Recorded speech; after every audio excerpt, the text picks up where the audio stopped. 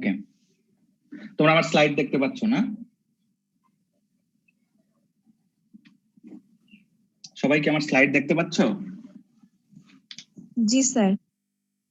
ওকে, তো আমাদের আজকে আমরা আসবো যে ম্যানেজমেন্ট কিভাবে। আমরা গত ক্লাসে প্রথম ক্লাসে একদম আমরা ফার্টিলাইজারের ইনিশিয়াল বিষয়গুলি আমরা দেখেছিলাম। তারপরে ক্লাসে আমরা ব্যালেন্স ফার্টিলাইজার নিয়ে আলোচনা করেছি, তারপরে কিছু লস ছিল, লস গুলি নিয়ে আলোচনা করেছি। আজকে আমরা বিভিন্ন ডোজ এবং ফার্টিলাইজার ম্যানেজমেন্ট কি সেগুলি নিয়ে আমরা আলোচনা করব। ওকে, আমি একটু দ্রুত যাওয়ার চেষ্টা করব, যেহেতু আমরা চেষ্টা করব আজকের ক্লাসটা আমরা শেষ করে দেওয়ার জন্য। তো ফার্টিলাইজার বা নিউট্রিয়েন্ট ম্যানেজমেন্ট বলতে আমরা কি বুঝি? যদি আমরা জাস্ট এটাকে বলি যে it is a science and art directed to link the, কি লিঙ্ক করে, যে soil, crop, weather, hydrologic factors with cultural, irrigation, soil and water conservation practices. কি জন্য? To achieve the goals of optimizing nutrient use efficiency, yields, crop quality and even economic returns. In the same time, while reducing offsite transport of nutrients that may impact the environment. যে আমাদের এই প্রত্যেকটা জিনিসকে আমরা একসাথে link করা, যাতে করে আমরা অপটিমাম ইল বা হাই কোয়ালিটি বা হায়ার ইকোনমিক রিটার্ন আমরা পাই। অন্যদিকে একই সাথে আমাদের যাতে আবার এনভায়রনমেন্টের কোনো ধরনের টক্সিসিটি তৈরি না হয় বা অফসাইড কোনো ধরনের অ্যাটাক না হয় এনভায়রনমেন্টে, সেই বিষয়টাকে আমাদেরকে কনসিডার করতে হবে। কনসিডার করে যদি আমরা করতে পারি, সেটাকে আমরা বলবো একটা অ্যাপ্রোপ্রিয়েট ফার্টিলাইজার ম্যানেজমেন্ট।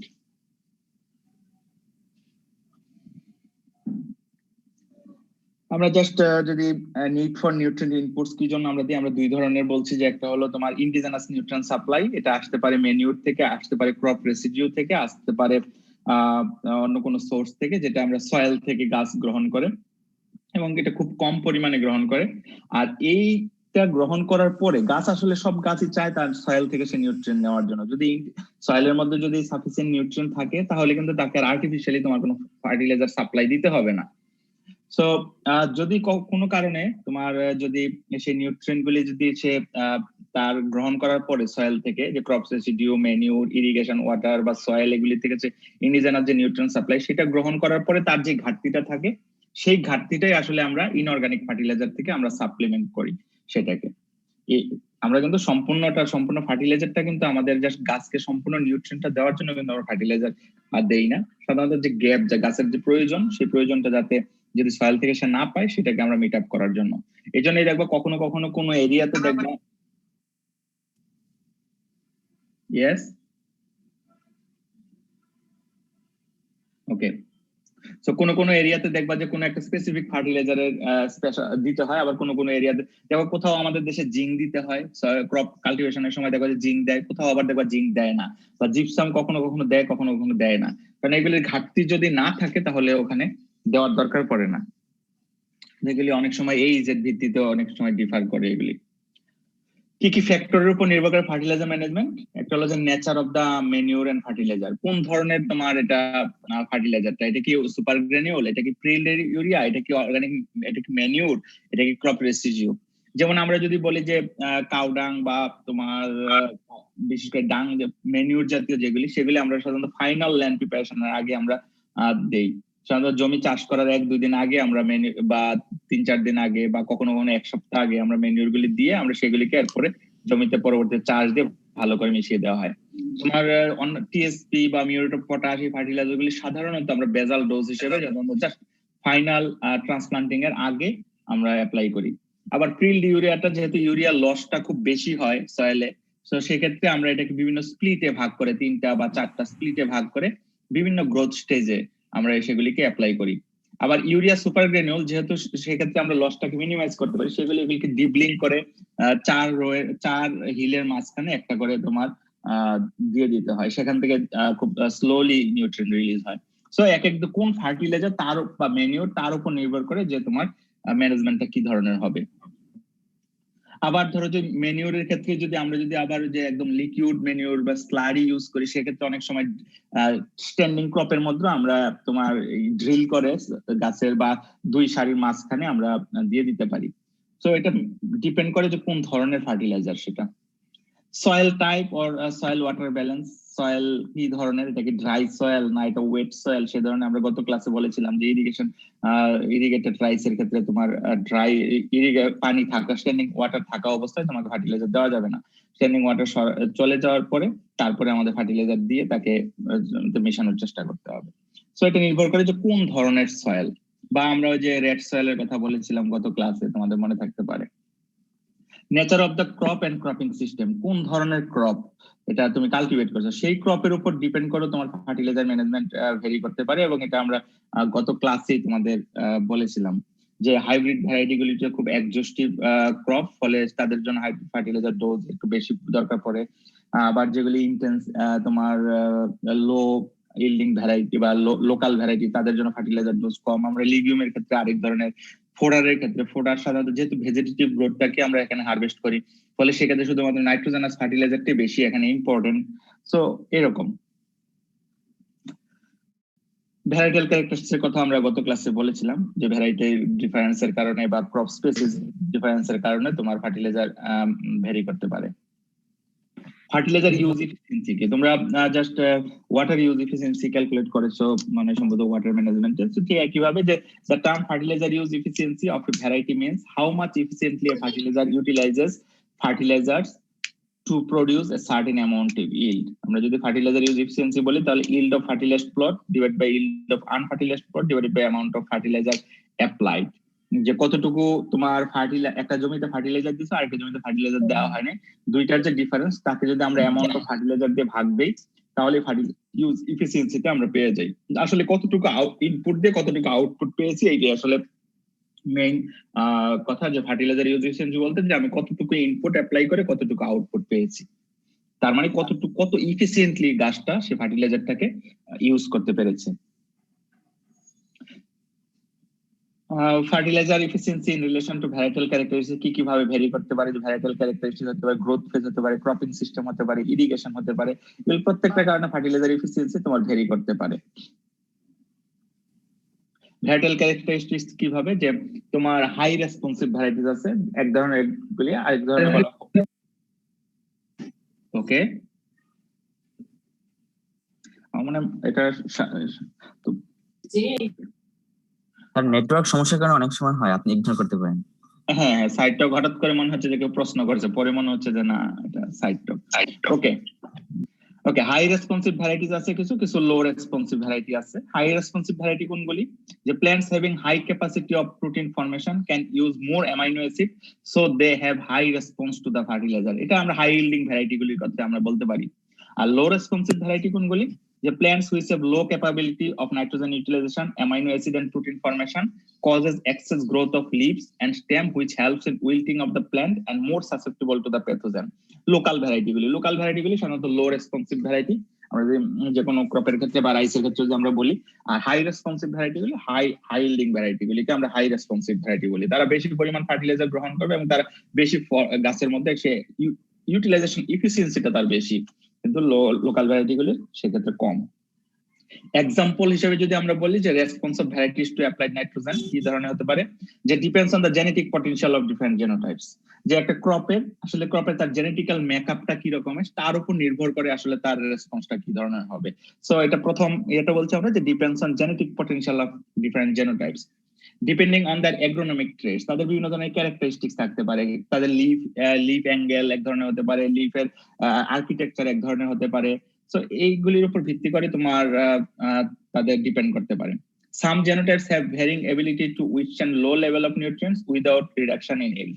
আবার কিছু কিছু আছে যে খুব কম পরিমাণ নিউট্রিয়েন্ট অ্যাপ্লাই করার পরও সে খুব ইফিশিয়েন্টলি সেই নিউট্রিয়েন্টটাকে সে ইউজ করতে পারে এবং বিনিময়ে সে ভালো কোনো তার যে ফার্টিলাইজার কম দেওয়ার কারণে আমার ইল্ড এক্ষেত্রে কমছে না, বরং সে আরো ইফিশিয়েন্ট ওয়েতে সে ফার্টিলাইজারটা ইউজ করছে। সো এটাও কিছু কিছু জেনোটাইপের মধ্যে এই ধরনের বৈশিষ্ট্য থাকতে পারে।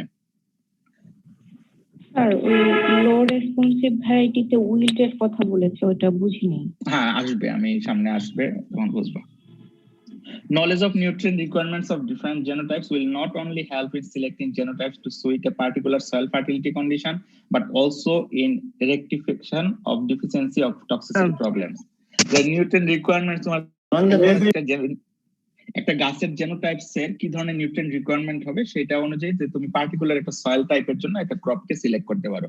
এই অনুযায়ী কিন্তু বিভিন্ন এজ এর জন্য বিভিন্ন ধরনের ক্রপ রিকমেন্ডেড করা থাকে। তোমরা হয়তো বা পরবর্তী ক্লাসগুলিতে হয়তো ফাইনাল ইয়ারে বা মাস্টার্সে তোমরা এগুলি আরো ক্লিয়ার হবে তোমাদের কাছে।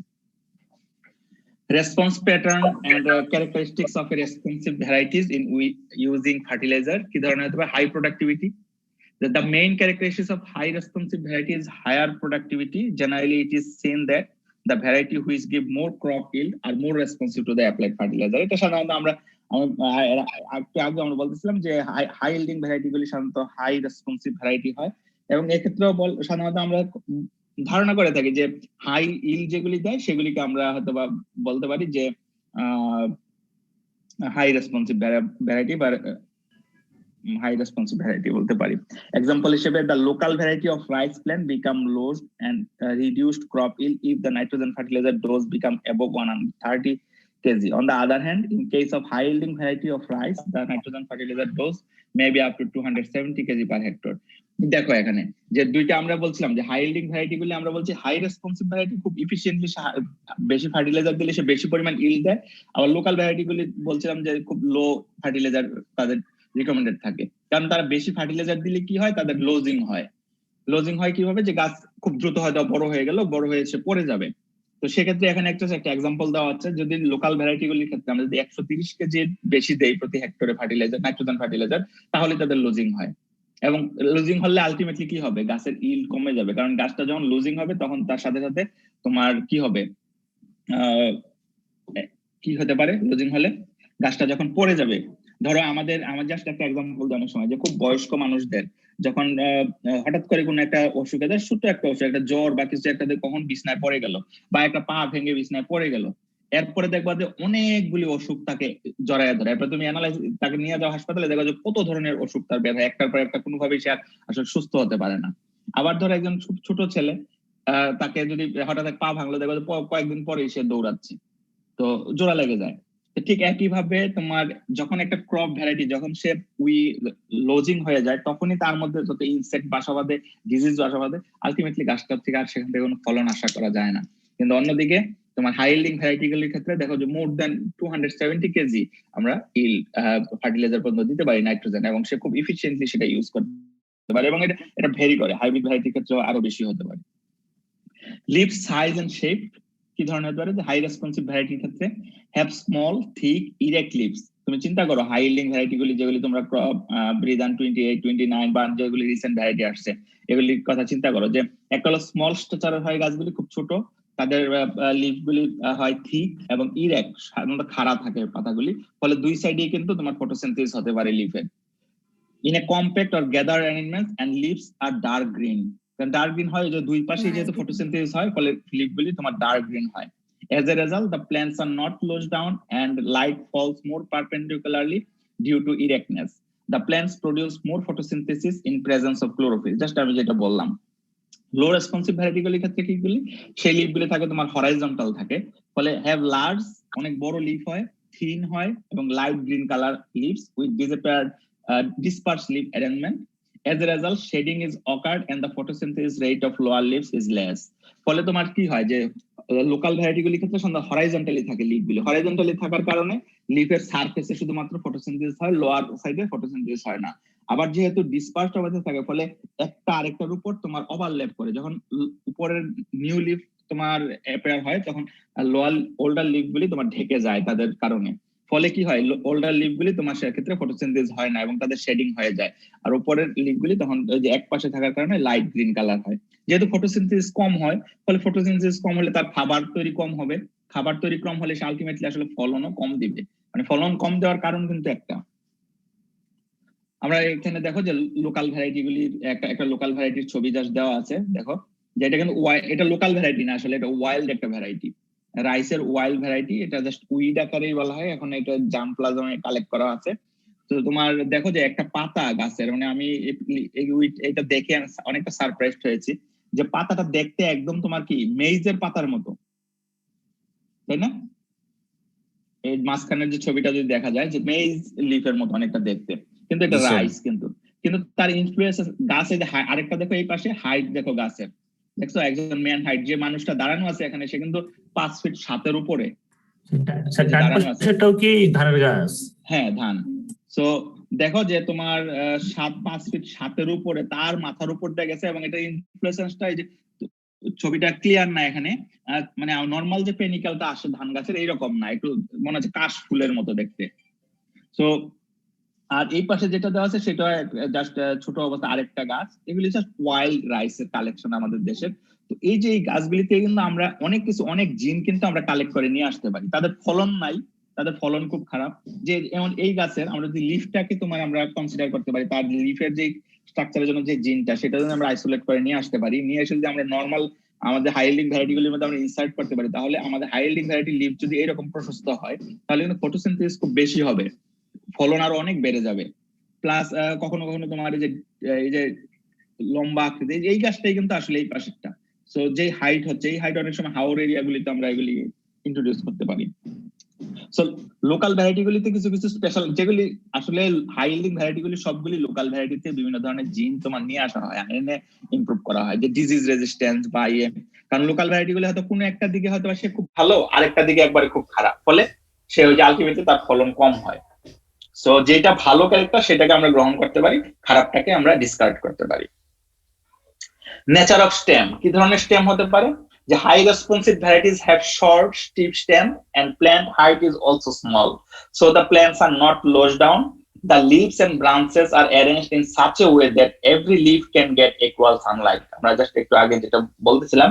অন্যদিকে যে low responsive varieties have tall and heavy stems, অনেক লম্বা হয়। আমি জাস্ট লো রেসপন্সিভ ভ্যারাইটি একটা জাস্ট লোকাল একটা ধানের ছবি আমি দেখালাম, যে বা তোমরা যদি তোমাদের যে ডিপ ওয়াটার রাইসের কথা চিন্তা করো দেখবে যে অনেক লম্বা হয় গাছ, যাদের বাড়ি হাওর এরিয়াতে। তা এখন হাওর এরিয়া তো করে কিনা যে হবিগঞ্জের ওইদিকে যদি কারো বাড়ি হয় বা সুনামগঞ্জের ওইদিকে তোমরা দেখতে পারো ডিপ ওয়াটার রাইস। পানির সাথে সাথে এগুলি বাড়ে, পানির হাইট যত বেশি হবে এটা কখনো পানির নিচে ডুবে না। Nature of root system, high responsive varieties have well organized deep root system and they have numerous lateral roots which help in uptaking water and nutrient elements more efficiently from the soil. So একটা তো আমার গেল leaf স্ট্রাকচারের কথা বললাম, স্টেমের কথা বললাম। Stem খাটো হওয়ার কারণে শক্ত স্টিফ হওয়ার কারণে সে সহজে তোমার হেলে পড়ে না বা লুজিং হয় না। হাই ইল্ডিং ভ্যারাইটির ক্ষেত্রে লো ইল্ডিং ভ্যারাইটি বা লো রেসপন্সিভ ভ্যারাইটি বা লোকাল ভ্যারাইটিরা জাস্ট তার অপোজিট। অন্যদিকে নেচার রুট সিস্টেম, কারণ হাই ইল্ডিং ভ্যারাইটি গুলি এমনি শুধু এমনিতে হাইল দেয় না, তার কতগুলি স্পেশাল ক্যারেক্টারিস্টিক্স এর কারণে। সো আরেকটা ক্যারেক্টারিস্টিক্স হলো বললাম যে রুট সিস্টেম, তাদের খুব বেশি তোমার ভিগারাস রুট সিস্টেম হয় এবং রুট গুলি অনেক ডিপে যায় এবং প্রচুর তোমার ল্যাটারাল রুটস থাকে, ফলে সে অনেক দূর এরিয়া থেকে সে নিউট্রিয়েন্ট কিন্তু আপটেক করতে পারে সয়েল থেকে খুব এফিশিয়েন্টলি, যেটা লোকাল ভ্যারাইটি গুলি বা লো রেসপন্সিভ ভ্যারাইটি গুলি পারে না। তাদের ক্ষেত্রে হয় shallow root system and lateral root is also less rather than tap root system, resulting less absorption of nutrient elements, ফলে কম পরিমাণ নিউট্রিয়েন্ট অ্যাবজর্ব করে। Nature of growth, the growth rate of high responsive varieties is more than low responsive varieties. High responsive varieties have short vegetative phase and long reproductive phase. High responsive varieties ক্ষেত্রে কি বলছে? High responsive varieties have short vegetative phase and long reproductive phase. As a result, assimilation of photosynthesis in the reproductive organ is more and consequently yield increases. So high responsive variety গুলির ক্ষেত্রে কি হয় যে শুধু খুব দ্রুত reproductive ফেজটা চলে আসে, ফলে তার ফটোসিনথেসিসটা তোমার রিপ্রোডাক্টিভ অর্গানে বেশি হয়, যেটা তোমার লো রেসপন্সিভ এর ক্ষেত্রে জাস্ট অপোজিট। সেনেসেন্স, তোমরা সেনেসেন্স একটু আগে একজন উইল্টিনের কথা বলতেছিলাম, সেটা এখানে জাস্ট আমরা আসছি যে senescence is nothing but the aging of the plant. Generally it is seen that the lower leaves of low responsive varieties falls down very early than that of high responsive varieties, so the translocation food to the upper leaves from lower leaves is hampered and the plant becomes senescent, যেটা তোমার যে ইয়ার কারণে হয় কি বলে লো responsive variety গুলিতে। কিন্তু high responsive ভ্যারাইটির ক্ষেত্রে have low rate of senescence due to high and long period absorption of nutrient elements, ফলে সে সহজেই তোমার নিউট্রিয়েন্ট গুলি মুভ করতে পারে। Time of nitrogen requirement, low responsive varieties absorb more nitrogen at the early stage of growth and the leaves become larger and heavy. Therefore, at the time of flowering, the plants become low and utilize less fertilizer. High responsive varieties, on the other hand, absorb less nitrogen at the early stage of growth and accumulate more starch at the flowering stage. So, then flowering time এর ক্ষেত্রে তাদের মধ্যে variation আছে। Generally in high responsive varieties, flowering time is relatively earlier. Therefore, it takes long period to come into maturity from flowering. And অন্যদিকে যে due to more growth of leaves and stems and long vegetative lag phase, the flowering time comes lately in low responsive varieties, and the reproductive phases also start lately. So এটা just তোমরা যদি আমি জানি না কত বুঝেছো কিনা, যে হাই রেসপন্সিভ ভ্যারাইটির ফ্লাওয়ারিং বলে কি হয়, রিলেটিভলি আর্লিয়ার। সো আর্লিয়ার হওয়ার কারণে তারা কিন্তু বেশি সময় পায় ফ্লাওয়ারিং বা ফ্লাওয়ার থেকে সেক্ষেত্রে ম্যাচিউর হওয়া পর্যন্ত। কিন্তু অন্যদিকে লো রেসপন্সিভ ভ্যারাইটি গুলি খুব কম, কারণ হলো তাদের লাইফ সাইকেল কিন্তু ফিক্সড। যে ক্রপের যতদিন লাইফ সাইকেল সে ততদিনই বাঁচবে, এবং ফ্লাওয়ারিং আগে হলো কি পরে হলো তার উপর কিন্তু ডিপেন্ড করে না সে কতদিন। যদি তোমার কোনো কারণে ফ্লাওয়ারিং দেরিতে শুরু হয়, তাহলে কিন্তু তার কিন্তু ওই যে তোমার লাইফ সাইকেল যতদিন ততদিনের মধ্যে কিন্তু তাকে শেষ করতে হবে। তো তার মধ্যে ফ্লাওয়ারিং যদি ঠিক মতো না হয়, তাহলে তোমার আলটিমেটলি ক্রপ ইল্ড কমে যাবে। টাইপস অফ ফার্টিলাইজার ডোজ, আমরা গত ক্লাসে আমরা কারেক্ট ডোজ কারেকশনের কথা বলেছিলাম, যে কারেক্টিভ ডোজের কথা চলে আসছিল কোন একটা লজের মধ্যে। তো সেই দেখো যে এখানে 3টা ডোজের কথা আমরা বলেছি, যে corrective dose, maintenance dose and productive dose. তো কারেক্টিভ ডোজ কোনগুলি? If one or more nutrients become deficient in soil, the productivity of crops may be declined drastically. In such, the dose of deficient nutrients which are applied to prevent the yield and quality of crops is called corrective dose. যে কোনো একটা nutrient হঠাৎ করে যদি একটা বা একের অধিক যদি নিউট্রিয়েন্ট হঠাৎ করে ডিফিসিয়েন্ট হয়ে যায় কোনো একটা সয়েলে যে কোনো কারণে, তখন কিন্তু প্রোডাক্টিভিটি ড্রাস্টিক্যালি রিডিউস হবে। এবং সেক্ষেত্রে ওই নিউট্রিয়েন্টটাকে সয়েলের মধ্যে আবার অ্যাড করে দেওয়ার জন্য আমাদের যেই ডোজ, যেই ফার্টিলাইজার ডোজটা অ্যাপ্লাই করা, সেটাকে আমরা বলছি কারেক্টিভ ডোজ। মেইনটেনেন্স ডোজ কোনটা? জাস্ট নাম থেকে এটা চলে আসে যে in course of time the fertility of কালটিভেটেড land decline gradually. বারবার চাষ করার পরে এটা ফার্টিলিটি ডিক্লাইন হবে, এটাই স্বাভাবিক। The dose of fertilizer which are applied to maintain the normal fertility of soil is called maintenance dose. The normal fertility কে ধরে রাখার জন্য আমরা যেটা দিচ্ছি সেটাকে আমরা বলছি মেইনটেনেন্স ডোজ। প্রোডাক্টিভ আর রিকমেন্ডেড ডোজ কোনটা? যেটা আমরা ক্রপকে আসলে আলটিমেটলি দেই ভালো ফলন পাওয়ার জন্য, সেটা recommended dose. To ensure more yield, a higher dose beyond the normal requirement need to be applied. The dose of fertilizer which are applied to obtain higher yield is called productive or recommended dose. So recommended dose তোমাদের হয়তো সামনে আসবে, যে তোমাদের হয়তো কোনো একটা explain করতে হবে, তোমাদের বলতেছে যে রিকমেন্ডেড ডোজে ফার্টিলাইজার দাও। সো রিকমেন্ডেডটা কারা করে? সাধারণত তোমার ব্রিডাররা করে দিতে পারে বা এগ্রোনমিস্টরা করতে পারে। আমরা সাধারণত রিকমেন্ডেড ডোজ যেটা ফলো করি, হয়তোবা তোমার বিআরসি থেকে যে ফার্টিলাইজার রিকমেন্ডেশন গাইড আছে সেখান থেকে আমরা ফলো করতে পারি, বা ধান গবেষণা ইনস্টিটিউটের থেকে আমরা সেটাও গ্রহণ করতে পারি যে তাদের রিকমেন্ডেশন কি আছে ফার্টিলাইজার। সাধারণত তারা একটা ভ্যারাইটি রিলিজ করার সময় তার ফার্টিলাইজার রিকমেন্ডেশন দেওয়া থেকে, বা তোমার যেমন আমরা বলতে ফার্টিলাইজার রিকমেন্ডেশন গাইড বিআরসি, সেখান থেকে আমরা ওই প্রত্যেক এইজ এর ভিত্তিতে আমরা সেটা দেখতে পারি যে ওই এইজ এর জন্য কত স্পেসিফিক। তুমি যদি সয়েল অ্যানালাইসিস করতে না পারো, যে তুমি এই মুহূর্তে সয়েল অ্যানালাইসিস করতে পারছো না, তো সেক্ষেত্রে তাদের রিকমেন্ডেড ডোজটা, কারণ তারও বিভিন্ন সময় অ্যানালাইসিস করে এগুলিকে বাহির করেছেন, তো সেই ডোজটা তোমরা অ্যাপ্লাই করতে পারো। কিন্তু আমরা কেন আবার অ্যানালাইসিস করতে বলি? কারণ ওই যে ওভার দ্য টাইম তোমার কালটিভেশনের কারণে তোমার নিউট্রিয়েন্ট ডিক্লাইন হতে পারে। সেই ডিক্লাইন হওয়ার কারণে ওই তাদের এই রিকমেন্ডেশনটা সেটা চেঞ্জ হয়ে যেতে পারে। তো সেই জন্য তোমাকে আবার একটু দেখে নিতে হবে। আবার আমরা এরকম বলি যে হয়তো তারা ধরো যে একটা বিশাল এক এরিয়াতে হয়তো কয়েকটা স্যাম্পল নিয়ে তারা অ্যানালাইসিস করে একটা এভারেজ তারা হয়তো বলে দিছে, কিন্তু নিউট্রিয়েন্ট বা সয়েল একটা জমির মধ্যে কিন্তু তোমার আমরা যেটা প্রিসিশন এগ্রিকালচারের ক্ষেত্রে আমরা যেটা বলি যে প্রতি ইউনিটের মধ্যেই কিন্তু ভেরিয়েশন হতে পারে। জমির মধ্যে একটা জমি, একটা এক খন্ড জমি আছে, তোমার এক খন্ড জমির এক এক মাথায় এক এক ধরনের নিউট্রিয়েন্ট কন্ডিশন, এক এক ধরনের সয়েল প্রপার্টিস থাকতে পারে।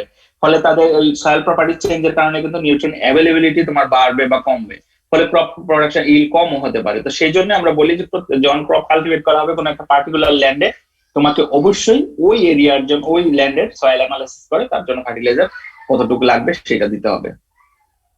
In general, corrective dose becomes higher than maintenance dose, and productive dose becomes higher than corrective dose. That is, productive dose more than corrective dose more than maintenance dose. Among the essential plant nutrients, secondary nutrients, that is calcium, magnesium, and sulfur, should be applied as maintenance dose. This dose may also be maintained by applying organic manures. However, it is noteworthy that no major elements, carbon, hydrogen, oxygen, nitrogen, phosphorus, potassium, calcium, magnesium, sulfur are expected to be deficient in soil. So অবশ্যই তোমার major যে নিউট্রিয়েন্টগুলি তারা কখনোই তোমার কম হতে পারবে না সয়েলে। তো এর মধ্যে আমরা সাধারণত কার্বন, হাইড্রোজেন, অক্সিজেন তো আমাদের দিতে হয় না, এটা নেচার থেকে আমরা পেয়ে যাই। নাইট্রোজেন, ফসফরাস, পটাশিয়াম সাধারণত সব ক্রপই আমরা আমাদের দেশে দিতে হয়, কিন্তু ক্যালসিয়াম, ম্যাগনেসিয়াম, সালফারটা আমরা সাধারণত মেইনটেনেন্স ডোজ হিসেবে কখনো কখনো কোথাও কোথাও অ্যাপ্লাই করা হয়, কোথাও কোথাও অ্যাপ্লাই করা হয় না, যেমন জিপসাম বলছি বা types of recommended dose of fertiliser, একটা threshold recommended dose, low recommended dose, optimum recommended dose, superior recommended dose. Threshold কোনটা, লো রিকমেন্ডেড ডোজ কোনটা, অপটিমাম রিকমেন্ডেড ডোজ কোনটা বা সুপারিয়র রিকমেন্ডেড ডোজ কোনটা, আমরা জাস্ট আসছি যে threshold recommended dose, the minimum amount of fertilizer applied to get positive response from crop production is threshold recommended dose. The amount below this dose does not confer any economic return. For major plant nutrients, this dose is usually 20 kg. So threshold recommended dose আমরা কোনটা বলছি, the একদম minimum amount, যে পরিমাণ amount fertiliser দিলে একটা crop just তোমার positive response করবে, তার ইল্ড কিছুটা হলে সে কিছুটা ইল্ড দিবে। এটা এমন না যে তুমি ইকোনমিক হাই ইকোনমিক রিটার্ন এখান থেকে তুমি পাবা না, কিন্তু জাস্ট একটা পজিটিভ একটা কার্ভ, জাস্ট ধরো যে একটা ফার্টিলাইজার দেওয়ার একটা ক্রপ কালটিভেট করছে, জাস্ট কার্ভটা জাস্ট শুরু হয়ে স্টার্ট হয়েছে বাড়া, সেইটাকে আমরা বলছি, সেই জায়গাটাকে আমরা বলছি থ্রেশহোল্ড রিকমেন্ডেড ডোজ। তো এটা আমরা ম্যাক্সিমাম ক্রপের ক্ষেত্রে তোমার বলা হয়েছে যে মেজর নিউট্রিয়েন্ট গুলির ক্ষেত্রে সাধারণত 20 কেজি পার হেক্টর। লো রিকমেন্ডেড ডোজ কোনগুলি? The amount of fertilizer applied to get maximum return per unit fertilizer is the low recommended dose. কি বলছে? The amount of fertilizer applied to get maximum return, যে পরিমাণ fertiliser দেওয়ার জন্য পরে তুমি maximum return পাবা প্রতি ইউনিট ফার্টিলাইজার থেকে, সেটাকে আমরা বলছি লো রিকমেন্ডেড ডোজ। টেবিল 1 এ যদি আমরা দেখি যে it is observe that up to a certain limit increase in fertiliser dose continue to increase yield. তুমি দেখো যে এখানে যে একটা সার্টেন লিমিট পর্যন্ত কিন্তু তোমার ফার্টিলাইজার বাড়ানোর সাথে সাথে আমরা যদি টোটাল ইল্ড দেখে নাইট্রোজেন ডোজ দেখি, দেখো একটা সার্টেন সময় পর্যন্ত সে ইল্ড বেড়েছে, তারপরে কিন্তু আবার ইল্ড কমেছে। আমাদের ওই যে প্রথম ক্লাসে আমরা একটা গ্রাফ দেখিয়েছিলাম, তোমাদের যদি মনে থাকে, মনে আছে কিনা,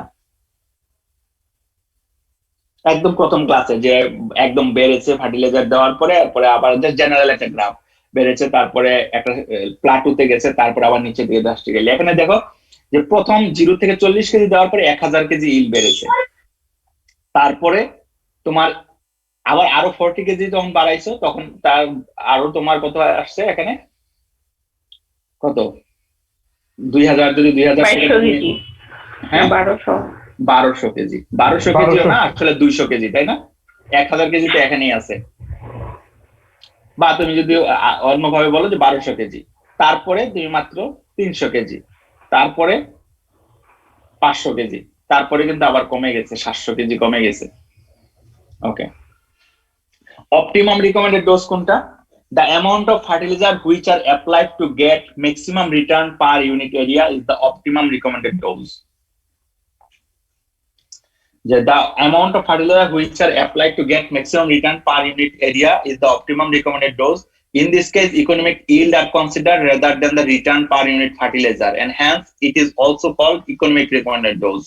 So এক্ষেত্রে আমরা ইকোনমিক ইল্ডটাকে কনসিডার করছি, আমরা পার ইউনিট ফার্টিলাইজার দেওয়ার কারণে কতটুকু বেড়েছে সেটার উপর আমরা নির্ভর করছি না। আগেরটা আবার একটু স্যার, হ্যাঁ আগের স্লাইডটা আবার কি স্যার?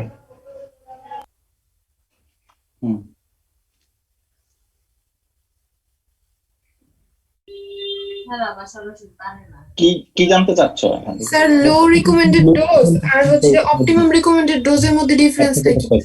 সেটাই তো আমি বলতেছি, আমি তো বলতে দেও নাই। লো রিকমেন্ডেড ডোজটা আমরা বলছি যে পার ইউনিট ফার্টিলাইজারের কারণে কতটুকু ম্যাক্সিমাম রিটার্ন কতটুকু পেয়েছি প্রতি ইউনিট ফার্টিলাইজারের জন্য। ওকে, সেইটা আমরা বলছি লো রিকমেন্ডেড ডোজ।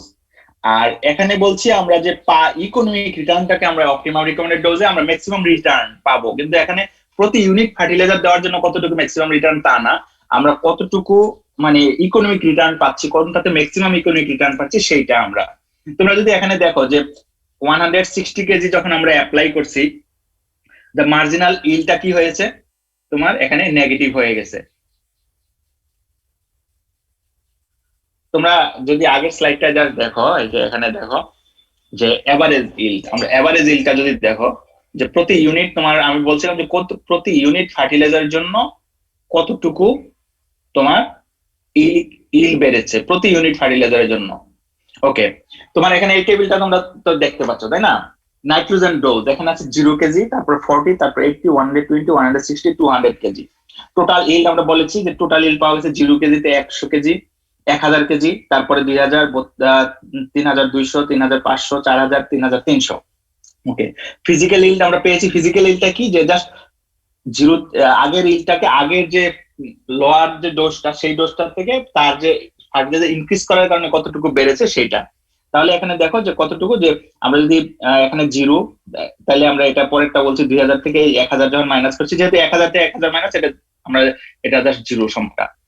তো এখানে 1000, তারপরে তোমার কত 3200 থেকে যখন 1000 মাইনাস করা হয়েছে তখন 2200, 3500 থেকে যখন তোমার 3500 থেকে 1000 মাইনাস করা হয়েছে 2500, তারপর 4000 থেকে 300, 3300 থেকে যখন 1000 মাইনাস করা হয়েছে তখন 2300। এটা বুঝেছো? জি স্যার। ওকে, এবার average physical yield. Average physical ইল্ডটা কি, জাস্ট আমরা বলেছিলাম এই যে লো রিকমেন্ডেড ডোজে, এখানে বলেছিলাম যে প্রতি ইউনিট ফার্টিলাইজারের জন্য ম্যাক্সিমাম কতটুকু রিটার্ন পেয়েছি আমরা, তাই না? প্রতি ইউনিট। তাহলে তুমি এই যে এই 1000 কে তুমি 40 দ্বারা যদি ভাগ দাও কত হয়? 25 হয়। 25। এই 22,000 যেটা ফিজিক্যাল ইল্ড, তাকে যদি আমরা 80 দ্বারা ভাগ দিই কত হয়? 27.50। এটাই হবে আর কি রেজাল্ট। 27.50। ওকে, এরপরে 20 থেকে 83, আর 2500 থেকে 120 দিলে 20.83, মানে এটা হচ্ছে, তাই না? এইটা হচ্ছে, তাই না? তাহলে ফিজিক্যাল ইল্ডকে তোমার ফার্টিলাইজার দ্বারা ভাগ দেওয়ার কারণে, যে প্রতি ইউনিটের জন্য মানে 200 কেজি নাইট্রোজেন দেওয়ার কারণে তোমার 2300 কেজি ফিজিক্যাল ইল্ড পেয়েছো। তাহলে প্রতি 1 কেজি নাইট্রোজেন দেওয়ার জন্য কতটুকু ইল্ড পেয়েছো, সেটা হলো 16.50 কেজি। ওকে, বুঝতে পারছো এটা? স্যার ফিজিক্যাল ইল্ড কি স্যার? ফিজিক্যাল ইল্ডটা তো আমি বললাম একটু আগে, যে প্রতি ডোজ বাড়ানোর কারণে ওকে কতটুকু ইল্ড বেড়েছে টোটাল ইল্ডের। এখানে দেখো যে প্রতি কেজি, তার মানে কি প্রতি ডোজ বাড়ানো, যে 0 থেকে 40 কেজি, তাই না? 0 থেকে 40 কেজি বাড়ানোর কারণে তোমার ইল্ড কতটুকু বেড়েছে এখানে এই দুইটার মধ্যে? 1000 স্যার। 1000 কেজি। এটা বুঝতে পেরেছো? তাহলে এই 0 থেকে 80 কেজি বাড়ানোর কারণে কতটুকু ইল্ড বেড়েছে? Sir 2200 sir. হ্যাঁ, এবার বুঝেছো? জি স্যার, থ্যাংক ইউ। ওকে, হ্যাঁ। তাহলে এই এভারেজ ইল্ডটা, তাহলে আমার বললাম যে তাহলে লো রিকমেন্ডেড ডোজ কোনটা? আমরা বলছি প্রতি ইউনিট ফার্টিলাইজার দেওয়ার কারণে যতটুকু, যখন ম্যাক্সিমাম আমরা রিটার্ন পাই। তাহলে এখানে কখন ম্যাক্সিমাম রিটার্ন পাচ্ছি আমরা? স্যার 80 তে স্যার। এক্স্যাক্টলি 80 কেজি যখন আমরা দিছি, তখন আমরা প্রতি ইউনিট ফার্টিলাইজারের জন্য ম্যাক্সিমাম ইল্ড আমরা পেয়েছি, তাই না? এরপরে যদি আমরা ফার্টিলাইজার বাড়াই, আমাদের ওই ইল্ডটা কিন্তু কমে আসতেছে। আমাদের প্রতি ইউনিট ফার্টিলাইজারের জন্য কিন্তু ইল্ডটা ওইভাবে বাড়ছে না। প্রথম যে 0 থেকে 40 বা 80 কেজি পর্যন্ত যেতে যতটুকু বেড়েছে। ওকে, জি স্যার। টোটাল ইল্ড তো বেশি আসতেছে। হ্যাঁ, টোটাল ইল্ড তো অনেক বেশি আসতেছে। কোথায় বেশি ফার্টিলাইজার দিলে তখন 160 থেকে 4000 কেজি আসতেছে প্রতি হেক্টরে। হ্যাঁ, আমি আসতেছি, তোমাকে আসতেছি, আমাকে আসতে দাও। ওকে, সে ইল বেড়েছে, কিন্তু ইল বাড়লেও তোমার ম্যাক্সিমাম রিটার্ন কিন্তু প্রতি ইউনিট ফার্টিলাইজারের জন্য কিন্তু ম্যাক্সিমাম রিটার্ন পাচ্ছি না। তুমি যদি কস্ট হিসাব করো, তুমি এখানে কস্ট অ্যানালাইসিস করো। ওকে, তুমি যদি এখানে ধরো যে আমার যদি 1 কেজি ফার্টিলাইজারের দাম যদি ধরো যে 5 টাকা বা 10 টাকা করে হয়, আর তোমার যদি ধানের ইল যদি হয় ধরো যে 10 টাকা বা 15 টাকা কোনো একটা ধরো প্রাইস, হিসাব করো, দেখো যে প্রতি ইউনিটের জন্য কখন তুমি ম্যাক্সিমাম তোমার কোথায় বেশি টাকা খরচ হচ্ছে, কোথায় আর কম হচ্ছে কোথায়। অবশ্যই তোমার এখানে তোমার এই যে 80 কেজি পর্যন্ত তোমার খরচ কিন্তু তোমার ব্যালেন্স থাকবে তোমার ইল্ডের সাথে, কিন্তু এরপরেই কিন্তু তুমি আর কিন্তু তোমার এরপরে কিন্তু প্রতি ইউনিটের জন্য কিন্তু দাম কম, মানে ফলন ওইভাবে বাড়বে না। ফলে তোমার আলটিমেটলি কিন্তু এটা কিন্তু ওইভাবে প্রফিটেবল গিয়ে হবে না ফাইনালি। ওকে, আমি এরপরেরটা আসি, তারপরে তুমি আরেকটু ক্লিয়ার হবে তোমাদের। ওকে, অপটিমাম রিকমেন্ডেড ডোজ আমরা কোনটা বলছি? যেটা বলছি যে পার ইউনিট ফার্টিলাইজারের জন্য কতটুকু বাড়লো সেটা না, এক্ষেত্রে হবে যে ম্যাক্সিমাম রিটার্ন পাবো যখন আমার মানে ম্যাক্সিমাম ইকোনমিক রিটার্ন আমরা এখানে কনসিডার করব। ইকোনমিক রিটার্ন বলতে আমরা তো এই যে তোমার এখানে দেখো যে 120 কেজির পরে বা 160 কেজির পরে আমরা যদি ফার্টিলাইজার অ্যাপ্লাই করি, এই যে এখানে দেখো 160 কেজি যদি অ্যাপ্লাই করি 160 কেজির উপরে, তাহলে যে মার্জিনাল ইল্ড এটা কত আসতেছে? নেগেটিভ -70। নেগেটিভ আসতেছে।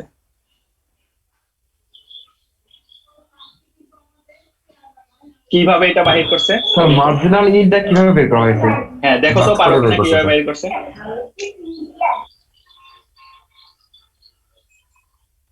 পারো কিনা দেখি।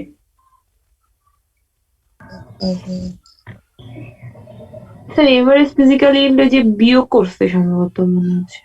দেখো দেখো পারো কিনা।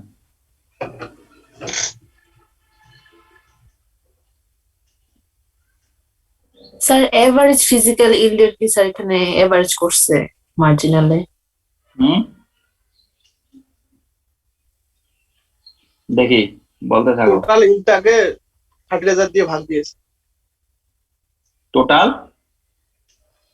ইল হুম তাকে ফার্টিলাইজার দিয়ে ভাগ দিয়েছে। হুম তাহলে হয় বাহির হয়।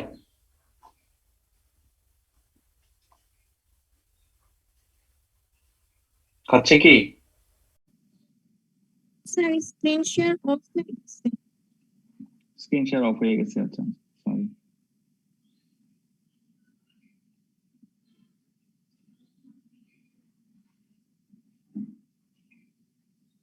আবার গেছে স্লাইড।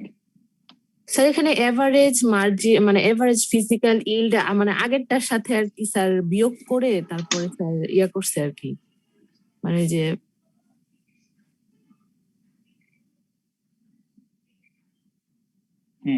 তাহলে এই যে দেখো যে ফিজিক্যাল ইল্ড তোমার যদি আমি কত 2200 থেকে যদি আমি 1000 মাইনাস করি তাহলে কত হয়? 1200।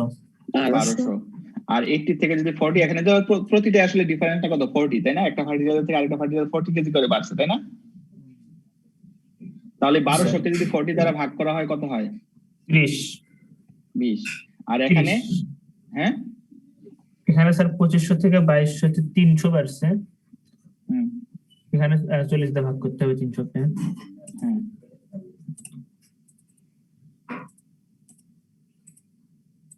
তাহলে 7.5 আসে। হয়েছে না? জি স্যার। ওকে, তাহলে এবার তো বুঝছো যে কিভাবে করা হয়েছে এটা। হ্যাঁ স্যার। ওকে গুড, আমি এটাই চাচ্ছিলাম। ওকে স্যার তাহলে আরেকবার যদি বলতেন। এটা মার্জিনাল ইল্ডটা কিভাবে বাহির করছে? ওকে, তোমার এই ফিজিক্যাল ইল্ডটা ধরো এই যে 1000 মাইনাস 0, আর ফার্টিলাইজার বেড়েছে এখানে 40, এই 1000 কে 40 দ্বারা ভাগ দিলে তোমার 25 আসে। 2200 থেকে তোমার 1000 মাইনাস করে এই 40 থেকে 80 ফার্টিলাইজার হতে 40 কেজি এখানে ডিফারেন্স, এটা দিয়ে ভাগ দিলে তোমার এটা আসবে। সো আলটিমেটলি তোমার যেটা হয় যে 160 কেজির উপরে যখন তুমি ফার্টিলাইজার অ্যাপ্লাই করবা তখন কিন্তু এটা নেগেটিভ হয়ে যাচ্ছে মার্জিনাল ইল্ডটা। তার মানে কি তোমার এটা প্রফিটেবল প্রজেক্ট না, নেগেটিভ হয়ে যাচ্ছে। তাহলে আমি যদি এখানে অপটিমাম রিকমেন্ডেড ডোজ বলে যে ম্যাক্সিমাম ইকোনমিক রিটার্ন আমি কোথায় পাচ্ছি, তাহলে তোমার এটা কিন্তু কোথায় হবে? এই যে 120 থেকে 160 কেজির মাঝে, যে এই 120 এবং 160 কেজির এই মাঝখানে আমার এটা থাকবে। এটা আমি কোথায় আমি এক্স্যাক্টলি আমি বলতে পারবো না। এটা 120 কেজি দিলে হতে পারে, 160 কেজিতে যেহেতু 12.5 হয়েছে, তা এই দুটার মাঝামাঝি থাকতে পারে কোথাও এক জায়গায়। সো তুমি হয়তো 125 কেজি বা 130 কেজি বা 140 কেজি দিল, তোমার ইলটা হয়তো ম্যাক্সিমাম তুমি ইকোনমিক রিটার্ন পেতে পারো সেখানে। তো যেটা এখানে যেহেতু আমরা 80 কেজিতে সর্বোচ্চ ছিল না, 80 কেজি তো 30 দেখা যাচ্ছে।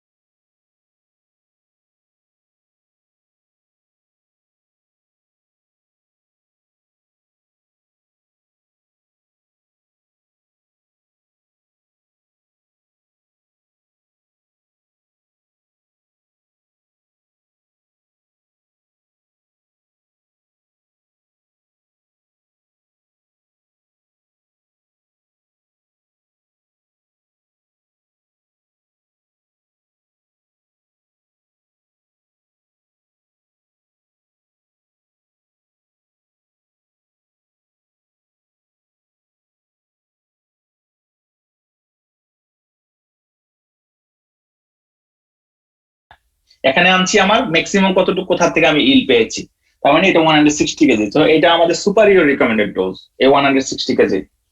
তাহলে একটা দেখো যে এই গ্রাফ ইয়ার থেকে যদি আমরা চিন্তা করি, তাহলে আমাদের লো রিকমেন্ডেড ডোজ হলো একদম লো না, থ্রেশহোল্ড রিকমেন্ডেড ডোজ হলো 20 কেজি। এর নিচে দিলে 20 কেজি দিলে যা স্টার্ট হয় তোমার ইল বাড়া। তারপরে আমরা বলছি লো রিকমেন্ডেড ডোজ কোনটা, যে এই ক্রপের ক্ষেত্রে আমরা দেখছি যে 80 কেজিতে আমরা মেক্স পার ইউনিট ফার্টিলাইজারের কারণে ম্যাক্সিমাম আমরা রিটার্ন পাচ্ছি সেখানে। আর অপটিমামটা বলছি আমরা যেখান পর্যন্ত ইকোনমিক রিটার্নটা পজিটিভ ছিল, তার মানে 120 থেকে 160 কেজির মাঝামাঝি কোথাও আমরা এটা পেয়েছি।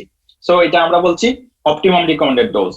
আর যেখানে আমরা ম্যাক্সিমাম ইল পেয়েছি আসলে, যে আলটিমেটলি ক্রপের এখানে পার ইউনিট ফার্টিলাইজার আসছে না, ইকোনমিক রিটার্ন আসছে না, শুধুমাত্র ইল্ড আমি কনসিডার করছি, সেখানে কিন্তু 3000 কেজি যেখানে আমরা পেয়েছি সেখানে হলো এটা তোমার সুপারিয়র রিকমেন্ডেড ডোজ। তুমি যদি জাস্ট এই ফিগারটা দেখো, এখানে জাস্ট টোটাল ফিজিক্যাল ইল দেওয়া আছে, এখানে effect of nitrogen fertiliser on rice yield দেওয়া আছে। এখানে দেখো থ্রেশহোল্ড রিকমেন্ডেড ডোজ আমরা বলছি যে 20 কেজি বলেছি যে কোনো ক্রপের ক্ষেত্রে আমরা বলেছিলাম, কিন্তু দেখো এটা 40 কেজির নিচে কোন এক জায়গায়, যে যেখানে দেওয়ার কারণে এটা জাস্ট বাড়া শুরু হয়েছে। ইলটা তোমার এটা ফ্ল্যাট ইয়াতে হরাইজন্টালি না থেকে এটা জাস্ট বাড়া শুরু করেছে, সেটাকে আমরা বলছি এই অংশটাকে আমরা থ্রেশহোল্ড রিকমেন্ডেড ডোজ বলেছি। তারপরে পার ইউনিট ফার্টিলাইজার দেওয়ার কারণে কতটুকু যেখান পর্যন্ত ইল বেড়েছে সেটাকে আমরা বলছি লো রিকমেন্ডেড ডোজ, এবং এখানে আমরা বলা হয়েছে এই অংশটাকে। তারপরে অপটিমাম রিকমেন্ডেড ডোজ আমরা বলেছি তোমার 120 থেকে 160 কেজি, এই জায়গাটাকে আমরা অপটিমাম রিকমেন্ডেড ডোজ বলেছি। তারপরে তোমার সুপারিয়র রিকমেন্ডেড ডোজ আমরা বলেছি 160 পরেই কিন্তু তোমার দেখো এটা জাস্ট নামা শুরু হয়েছে। সো তোমার আমরা আসলে এক্সাক্ট ভ্যালুটা তোমাকে কত ভ্যালু এটা কিন্তু তুমি বলতে পারবা না এখানে, যে এক্সাক্ট এতটা এত এই ডোজটা আমার বেশি, কারণ আমি কিন্তু এখানে দেখো 160 পরে 240 কেজির কিন্তু একটা গ্যাপ রয়ে গেছে। এই 40 কেজির কোনো এক জায়গায় এটা তোমার হয়তো বা হবে হাইয়েস্টটা, বুঝতে পেরেছো কি? সো এখানে কিন্তু প্রতিটা একদম স্পেসিফাই করে তুমি বলতে পারো না এই পয়েন্টেই তোমার এত ডোজটাই হচ্ছে। এই গ্রাফ থেকে হয়তো তোমরা বলতে পারবা, একদম এক্সাক্ট পয়েন্টটা হয়তো বাইর করতে পারবা, কিন্তু তাও তোমার এটা সব ক্রপের জন্য তো পারো, গ্রাফ থেকে করে তো তোমার কোনো লাভ হচ্ছে না সেখানে, কিন্তু তুমি ধরে নিতে পারবা এর কাছাকাছি, তার মানে এর মাঝামাঝি থাকলে তোমার এটা লসটা কম হবে। সো রেঞ্জ, এই জন্য ফার্টিলাইজার অনেক ক্ষেত্রে দেখো যে ফার্টিলাইজারটা রেঞ্জের মধ্যে বলা হয়, যে এই রেঞ্জ থেকে এই রেঞ্জে তোমার ফার্টিলাইজার এত থেকে এত কেজি দেওয়া লাগবে। তো এটা অনেক সময় বলা হয়, কারণ হলো এই রেঞ্জে এখন তোমার এটা ভেরি করতে পারে। তো এটা তো একটা ফ্যাক্টর তোমার ফার্টিলাইজার, আমি তো ফার্টিলাইজার ম্যানেজমেন্টের কথা বলছি, একটা ফ্যাক্টর। আরো কত ধরনের ফ্যাক্টর তোমার এখানে ইনফ্লুয়েন্স করতে পারে, যেগুলি তোমার অন্যান্য স্যাররাও পড়িয়ে আসছে, তোমার থার্ড ইয়ারের তোমার অন্য সিলেবাস অন্য অংশে আমাদের তোমরা পড়েছো, সেগুলো কিন্তু প্রত্যেকটা পয়েন্ট কিন্তু কনসিডারেশনে রাখতে হবে। তোমার ফার্টিলাইজার রিকমেন্ডেশন শুধুমাত্র তুমি একদম প্রপার ওয়েতে করে, তুমি ওয়াটার ম্যানেজমেন্ট যদি প্রপার ওয়েতে না করো তাহলে তো ফার্টিলাইজার অ্যাভেলেবেলই হবে না গাছের জন্য। সো তোমাকে সেই বিষয়গুলি তোমার যে স্যালাইনিটি বা অ্যালকালিনিটি বা তোমার অর্গানিক ম্যাটার কন্টেন্ট সেগুলিকেও তোমার কনসিডার করতে হবে। সো এটা কিন্তু একটা প্যাকেজ, সো শুধুমাত্র একটাকে তুমি ফোকাস করে কিন্তু তোমার কোনো কিছু হবে না। তাহলে স্যার বলা যাচ্ছে এটা এতটা সহজও না নির্ণয় করা। হ্যাঁ, তোমাকে এটা অনেক বছরের এক্সপিরিয়েন্সের মাধ্যমে অনেক সময় হয়, অনেক সময় তোমার এক্সপেরিমেন্ট করতে করতে তোমার অ্যানালাইজ করতে করতে তুমি বাহির করতে হবে। এটা জাস্ট এমন না যে তোমার এই যে আমরা যে রিকমেন্ডেড ডোজ গুলি বা এগুলি ইউজ করি, এগুলি তো এমন না যে হঠাৎ করে একজন দিয়ে দিছে, এটা অনেক বছরের রিসার্চের ফলাফল। তারপরে কিন্তু এক্সাক্ট ভ্যালুটা নাও হতে পারে, কারণ তোমার কিন্তু সে কিন্তু একদম প্রতিটা ফিল্ডে গিয়ে সে ভিজিট করে নাই। সো এক এক ফিল্ড কিন্তু এক এক রকম, প্রতিটা ফিল্ডেরই তোমার ভেরিয়েশন থাকে, যেটা আমরা এখন একদম রিয়েল টাইম অ্যাপ্লিকেশন বলা হয়, যেটা প্রিসিশন এগ্রিকালচার। তোমাদের আগামী তোমরা পাচ্ছ না, তোমাদের এই গতবার যারা গতবার কি 2019-এ যারা ফার্স্ট 19-এ কি না 20-এর জানুয়ারিতে যারা ফার্স্ট ইয়ারে ভর্তি হলো, তারা যখন থার্ড ইয়ারে আসবে তখন তোমার প্রিসিশন এগ্রিকালচার নামে আমাদের একটা অপশনাল কোর্স আমরা অফার করেছি এগ্রোনমি থেকে, এবং এটা আপাতত তোমার সম্ভবত আমি এবং হারুন স্যার আমরা ক্লাস নিব এটা। সো তোমরা এই ফ্যাসিলিটিসটা পাচ্ছ না আর কি।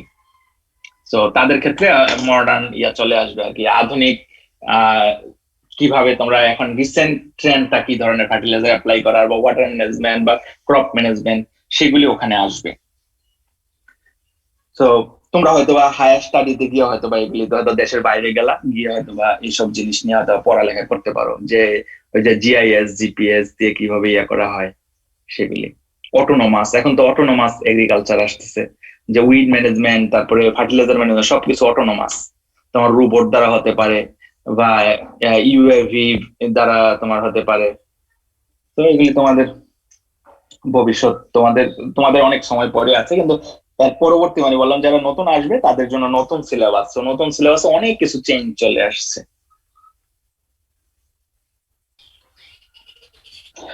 ওকে, আচ্ছা, factors effective optimum dose of fertiliser, কি কি ফ্যাক্টর দ্বারা নির্ভর করে, আমি খুব দ্রুত এই জায়গাটা আমি যাব।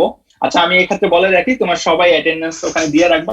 আর যদি তোমাদের কারো কোনো কোশ্চেন থাকে, তোমরা যদি ক্যাম্পাসে এসে তো আমাকে জিজ্ঞাসা করতে পারো যদি আসো, আর না হয় আমাকে মেইল করতে পারো। আমার মেইলের আমার ওয়েবসাইটে আমার মেইল অ্যাড্রেস দেওয়া আছে, আমার ফোন নাম্বার দেওয়া আছে, তোমরা যোগাযোগ করতে পারো কোনো কিছু যদি তোমাদের বুঝতে সমস্যা হয়।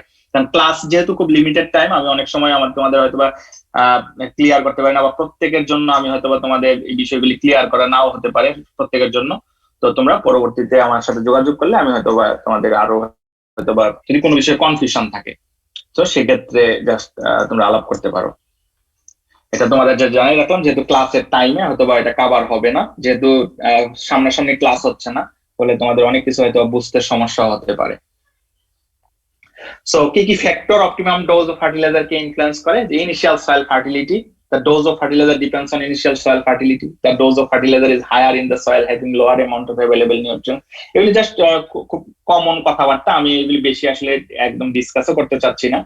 সয়েল প্রপার্টিজ এর কারণে ভেরিয়েশন হয়, এটা তোমরা জানো যে সয়েল ফিজিক্যাল, কেমিক্যাল বা বায়োলজিক্যাল প্রপার্টিজ এর কারণে তোমার নিউট্রিয়েন্ট অ্যাভেলেবিলিটি বাড়বে বা কমতে পারে।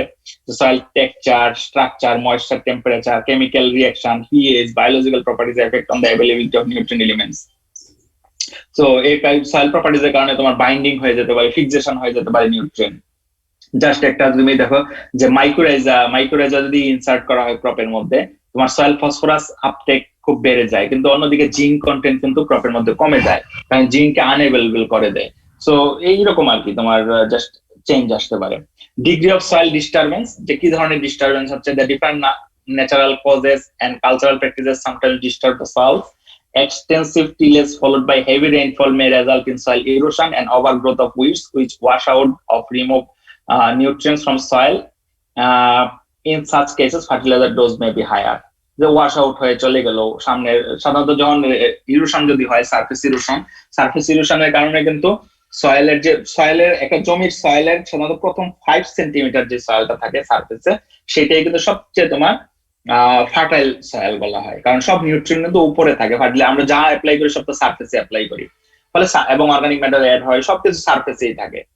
সো এই সারফেসের কারণে যদি ইরোশন হয়, এটা ওয়াটার ইরোশন হয়ে বা স্প্লাশ ইরোশন যদি হয় রেইন ড্রপের কারণে, তাহলে কিন্তু সারফেসের লেয়ারটাই কিন্তু আলটিমেটলি চলে যায়, ফলে সয়েল কিন্তু ইনফার্টাইল হয়ে যায়। সেক্ষেত্রে কিন্তু সয়েল তোমার সেখানে বেশি পরিমাণ ফার্টিলাইজার তোমাকে অ্যাপ্লাই করতে পারো যদি তোমাদের এই ধরনের চান্স থেকে থাকে। নিউট্রিয়েন্ট ডিমান্ড ফর ক্রপস, কোন ধরনের ক্রপ তুমি কালটিভেট করছো সেই ক্রপের উপর নির্ভর করবে কি ধরনের নিউট্রিয়েন্ট হবে। আমি একটু আগেই তোমাদের বলেছিলাম যে লোকাল ভ্যারাইটির কথা, হাই ইল্ডিং ভ্যারাইটির কথা, হাইব্রিড ভ্যারাইটির কথা। তো তুমি কোন ধরনের ভ্যারাইটি তুমি কালটিভেট করেছো তার উপর, বা ক্রপ কালটিভেট করেছো তার উপর ডিমান্ড করবে। লিগিউম ক্রপ কালটিভেট করলে তোমার নাইট্রোজেনের রিকোয়ারমেন্ট কম হবে। সো এরকম তোমার এই বিষয়গুলি তোমাকে কনসিডার করতে হবে। The demand of nutrient greatly varied from crop to crop. It is due to the morphology and physiological constituent of the crops and differences in agronomic practices. Generally, the crops which produces more dry matter or seeds require more nutrient and hence the fertilizer dose become higher. Crop production technology, কোন ধরনের technology তুমি adopt করেছো? যে fertilizer dose also vary due to crop cultivation technologies, plant population, crop varieties or cultivars, use of organic matter, application of pesticide, tillage, irrigation, drainage, cropping season etc. affect the fertilizer. So cropping seasonal কারণে কিন্তু fertiliser vary করতে পারে। যে আমন সিজনে কিন্তু fertiliser dose কম লাগে বড় সিজনের তুলনায়, কারণ বড় সিজনে প্রচুর পরিমাণ ড্রাই ম্যাটার, গাছ ড্রাই ম্যাটার তৈরি করে, প্রচুর পরিমাণ বড় সিজনে বেশি, আমন সিজনে কম। আবার আমন সিজনে লস হয় খুব বেশি ফার্টিলাইজার, কারণ বৃষ্টি আমাদের দেশে বিশেষ করে বৃষ্টিপাত থাকার কারণে তোমার ওয়াশ আউট হয়ে যায়। তো এইরকম তোমার ভেরি করতে পারে। ফার্টিলাইজার ইউজ ইরিগেটেড কন্ডিশনে তোমার ফার্টিলাইজার বেশি লাগবে, কারণ ইরিগেটেড কন্ডিশনে গাছ খুব দ্রুত তার ইফিসিয়েন্সি খুব বেশি হয়, ফার্টিলাইজার ইউজ ইফিসিয়েন্সি। কিন্তু একটা ড্রাই সয়েলে কিন্তু ইফিসিয়েন্সি কম হবে, কারণ অ্যাভেলেবেল ফন্ড আসবে না, ফলে সেই ক্ষেত্রে কিন্তু বেশি ফার্টিলাইজার দেওয়া যাবে না সেক্ষেত্রে। Fertilizer use efficiency. The fertilizer dose becomes lower if the fertilizer use efficiency is high. For instance, the fertilizer use efficiency for nitrogen, phosphorus, and potassium in rice field is 37, 41, and 36 kg% respectively, even under optimum soil moisture. Hence, the fertilizer dose is high for rice cultivation. Methods of fertilizer application. কোন মেথডে তুমি apply করছো এটা আমরা just একটু প্রথম ক্লাসের শুরুতেই আমরা বলেছিলাম যে তুমি কোন মেথডে অ্যাপ্লাই করছো তার উপর ফার্টিলাইজার ডোজ নির্ভর করবে। Crop residues. If crop residues are allowed to decompose in soil, it add organic matter and nutrients to the soil, hence fertilizer dose become lower. Some of the exhaustive crops uptake higher amount of nutrient from soil. In such cases, crop residues must incorporate into soil to restore some nutrients. So crop residue যদি apply করো সেখান থেকে কিছু nutrient পেতে পারো, বা cow dung ধরো, cow dung manure গুলি বিশেষ করে যদি অ্যাপ্লাই করো সেক্ষেত্রে তোমার ফার্টিলাইজার ডোজ কমে আসবে। টাইপ অফ ফার্টিলাইজার, কোন ধরনের ফার্টিলাইজার, ইউরিয়া, সুপার গ্রানুল নাকি তোমার ফিল্ড এরিয়া, তার উপর নির্ভর করবে যে কি ধরনের তোমার কি ধরনের ডোজ হবে। যে fertiliser use efficiency may increase by 65% and 36 to 41% respectively, and hence fertilizer doses become lower. যে তোমার সালফার কোটেড ইউরিয়া বা ইউরিয়া সুপার গ্রানুল যদি ইউজ করো, যেগুলো slow release fertiliser. Soil management. Different soil management practices such as liming, organic manuring, alternate wetting, drying methods of irrigation may increases the availability of nutrients and decrease the dose of fertilizer. So তোমার use efficiency যদি বাড়ে, nitrogen nutrient use efficiency, তাহলে তোমার কিন্তু fertiliser dose কমাতে হবে। Types of crops. Fertilizer dose differs in different crop and varieties. Fertilizer dose also depends on root structure, branching types, leaf numbers, crop canopy, dry matter productivity. Taরপর crop productivity, the crop which has high yield potential require high dose of fertilizer. Soil moisture affect the solubility and uptake of nutrients, which influence the dose of fertilizer. Under irrigated condition, higher dose of fertilizer facilitate better growth and productivity of crops. Therefore, fertilizer dose is higher under irrigated condition than non-irrigated condition. Just আমরা একটু আগে বলতেছিলাম। So এই আর কি তোমার just এই কতগুলি factor যে আমরা বললাম, soil moisture, productivity, type of crops, type of fertiliser, soil management, methods of fertilizer application, crop residues, crop production technology, fertilizer use efficiency, degree of soil disturbance, nutrient demand of crops, initial soil fertility, soil properties, এই প্রত্যেকটা factor কিন্তু optimum dose of ফার্টিলাইজারকে তোমার influence করবে, বা এগুলি determinants তোমার optimum ডোজটা কতটুকু হবে। একদম প্রথম শুরুটাই করা হয়েছে কিন্তু ইনিশিয়াল সয়েল ফার্টিলিটি। তোমাকে আগে অবশ্যই জানতে হবে তোমার সয়েলটা ফার্টাইল কিনা, বা তার ফার্টিলিটি স্ট্যাটাসটা কি, তার মধ্যে কি ধরনের নিউট্রিয়েন্ট কত পার্সেন্ট আছে, তার উপর ডিপেন্ড করে কিন্তু তোমাকে ফার্টিলাইজার অ্যাপ্লাই করতে হবে। স্যান্ডি সয়েলে এক ধরনের ফার্টিলাইজার হবে, তোমার ক্লে সয়েলে আরেক ধরনের, স্যান্ডি লুম সয়েলে আরেক ধরনের, তো এরকম তোমার হবে। তো এই আমার ক্লাস। তোমাদের যদি এরপরে যদি কোনো কোশ্চেন থাকে, যেহেতু আমাদের সময় আর বেশি নাই, তো তোমাদের সাথে আমার ক্লাস নিয়ে খুব ভালো লেগেছে। মানে আমার দেখা মতে তোমাদের ক্লাসে আমি সামনাসামনি হলে মানে আরো ভালো লাগতো, অনেক প্রশ্নের হয়তো উত্তর দেওয়া যেত। তো তোমাদের যদি কারো কোনো কোশ্চেন থাকে এর মাঝে, আমাকে পরবর্তীতে আমাকে মেইলে জানাতে পারো, আমি রেসপন্স করবো। আর যদি তোমার বা ফোন করতে পারো। তো যেটা হলো যে তোমাদের ক্লাস নোটটা আমি দেওয়ার জন্য তোমাদের একজন রিপ্রেজেন্টেটিভের আমার ইমেল অ্যাড্রেস লাগবে। তো তোমরা আমাকে আমার মেইলে একজন জাস্ট যে রিপ্রেজেন্টেটিভ সে আমাকে মেইল করবা, ঠিক আছে? জি স্যার।